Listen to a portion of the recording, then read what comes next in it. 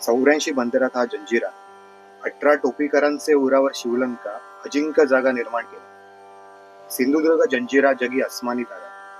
जैसे मंदिराचे मंडन श्री तुलसी वृंदावन, तैसा महाराजांचे राज्याचा भूषणप्रद अलंकार चतुर्दश महारत्नांपैकी 15वे रत्न महाराजास प्राप्त झाले।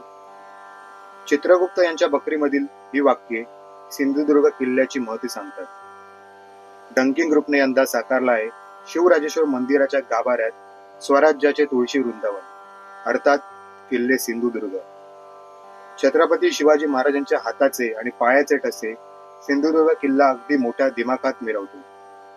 तसेच किल्ल्यावर गणपती, महादेव, दक्षिणमुखी हनुमान, भगवती अर्थात भवानी देवी, देव महापुरुष, जरीमरी देवी या देवी देवतांच्या वास्तव्याबरोबर खुद्द छत्रपती शिवाजी महाराजांचे वास्तव्य शिवराजेश्वर मंदिरात आहे। मोर्याच्या दोंड्याची किनाऱ्यावर पूजा करून महाराजांनी 25 नोव्हेंबर 1664 रोजी कुर्टे बेटावर जाऊन मानाचा चिरा बसवला होता। पायाभरणीसाठी 500 खंडी शिशेचा वापर, तसेच गूळ, चुना, वाळू यांचा सिमेंट म्हणून खुबीने वापर करण्यात आला होता।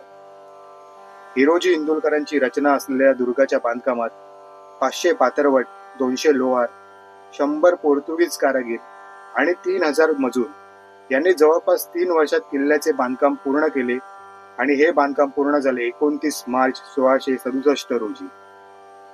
48 एकर मध्ये पसरलेल्या सिंधुदुर्गाची 12 फूट रुंद व 30 फूट उंच अशी अभेद्य तटबंदी वर्षानुवर्षे समुद्री लाटांना आव्हान देत शिवकाळातील अभूतपूर्व बांधकामाची साक्ष देतात। अखंड हिंदुस्थानातील पहिल्या आरमाराचे प्रमुख तळ असलेल्या सिंधुदुर्ग किल्ल्याचे नाव युनेस्को संस्थेने जागतिक वारसा स्थळांच्या यादीत समाविष्ट करून आणखीन एक मानाचा तुरा शिरपेचात रोवला आहे।